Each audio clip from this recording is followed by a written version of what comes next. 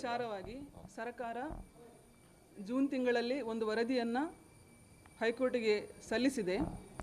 ಆ ವರದಿಯನ್ನು ಸಾರ್ವಜನಿಕಗೊಳಿಸಬೇಕು ಎಂದು 2 ದಿನಗಳ ಹಿಂದೆ ಹೈಕೋರ್ಟ್ ಹೇಳಿರುತ್ತದೆ.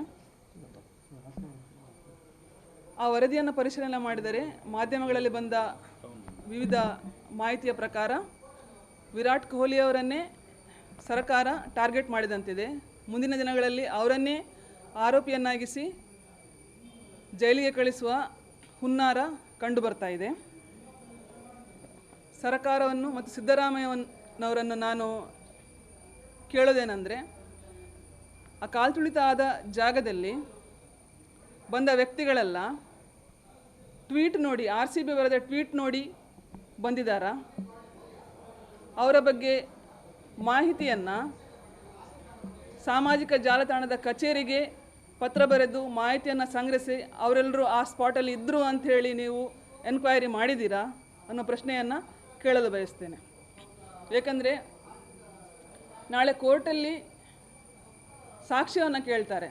ಆವಾಗ RCB ಬರೆದ ಟ್ವೀಟ್ಗೆ ಜನರು ಬಂದಿದ್ದಾರೆ ಅಂತೇಳಾದರೆ ಸ್ಟ್ಯಾಂಪೆಡ್ ಆದ ಜಾಗದಲ್ಲಿ ಬಂದವರೆಲ್ಲ RCBಯ ಟ್ವೀಟನ್ನು ವ್ಯೂ ಮಾಡಿದ ವ್ಯಕ್ತಿಗಳಾಗಿರಬೇಕು. ಅದನ್ನು ನೀವು ಪರಿಶೀಲನೆ ಮಾಡಿದ್ದೀರಾ ಅನ್ನೋ ಪ್ರಶ್ನೆಯನ್ನು ಸಿದ್ದರಾಮಯ್ಯನವರಿಗೆ ಕೇಳಬಯಸ್ತೇನೆ. ನಾನು RCBಯ ಸ್ಟ್ಯಾಂಪೆಡ್ ಕುರಿತಾಗಿ ಜುಲೈ 1ನೇ ವಾರದಲ್ಲಿ ಮ್ಯಾಜಿಸ್ಟೇರಿಯಲ್ ಎನ್ಕ್ವೈರಿ ಮಾಡ್ತಾ ಇರುವ ಶ್ರೀ ಜಗದೀಶ್ ರವರು, ಬೆಂಗಳೂರು ನಗರ ಜಿಲ್ಲಾಧಿಕಾರಿಯಾದ ಶ್ರೀ ಜಗದೀಶ್ ರವರಿಗೆ ಒಂದು ಪತ್ರವನ್ನು ಬರೆದಿದ್ದೇನೆ. ಸುಮಾರು 8 ಪುಟಗಳ ಪತ್ರ ಇದು. ಈ ಪತ್ರದಲ್ಲಿ ಬೆಂಗಳೂರಿನಲ್ಲಿ ಸಕ್ರಿಯವಾಗಿರುವ ಒಂದು ಸ್ಮಗ್ಲಿಂಗ್ ಮಾಫಿಯಾದವರು KG ಹಳ್ಳಿ ಮತ್ತು DJ ಹಳ್ಳಿಯ ಗುಂಪು ಗಲಭೆಕೋರರನ್ನು ಬಳಸಿಕೊಂಡು ಕಾಲ್ತುಳಿತವಾದ ಜಾಗದಲ್ಲಿ ಗೊಂದಲವನ್ನು ಸೃಷ್ಟಿಸಿ ಸ್ಟ್ಯಾಂಪೆಡ್ಗೆ ಕಾರಣ ಆಗಿದ್ದಾರೆ, ಕಾಲ್ತುಳಿತಕ್ಕೆ ಕಾರಣವಾಗಿದ್ದಾರೆ ಎಂದು ಪತ್ರ ಬರೆದಿದ್ದೇನೆ. ಸರ್ಕಾರ ಈ ಪತ್ರವನ್ನು ಪರಿಶೀಲನೆ ಮಾಡಬೇಕು ಮತ್ತು ಈ ಪತ್ರದಲ್ಲಿರುವ ಎಲ್ಲ ಅಂಶಗಳನ್ನು ತನಿಖೆ ಮಾಡಬೇಕು ಎಂದು ಸರ್ಕಾರವನ್ನು ಆಗ್ರಹಪಡಿಸ್ತಾ ಇದ್ದೇನೆ.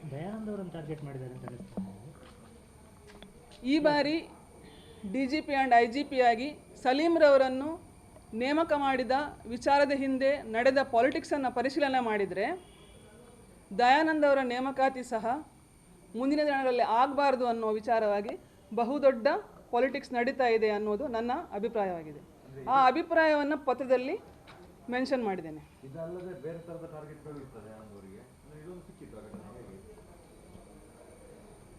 ಅದರ ಬಗ್ಗೆ ನನ್ನ ಹತ್ರ ಮಾಹಿತಿ ಇಲ್ಲ.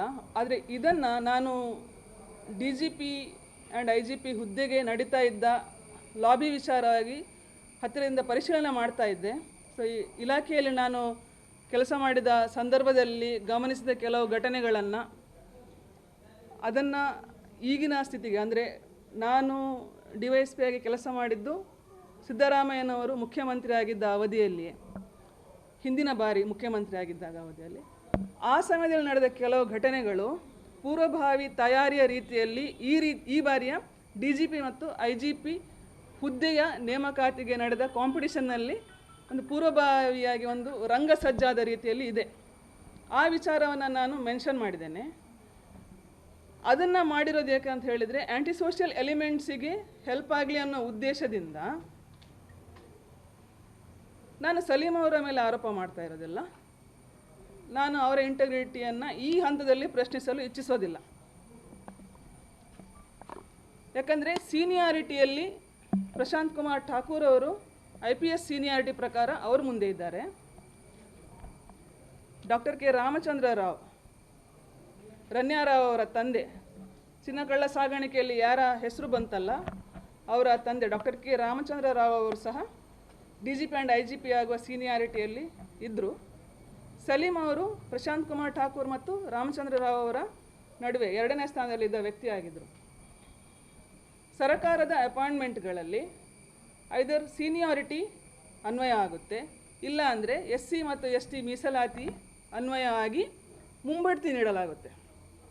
DGPಯಿಂದ DGP ಆ್ಯಂಡ್ IGP ಅತ್ಯಂತ ಉನ್ನತ ಹುದ್ದೆ. ಇಲ್ಲಿಗೆ ಪದೋನ್ನತಿ ನೀಡುವಾಗ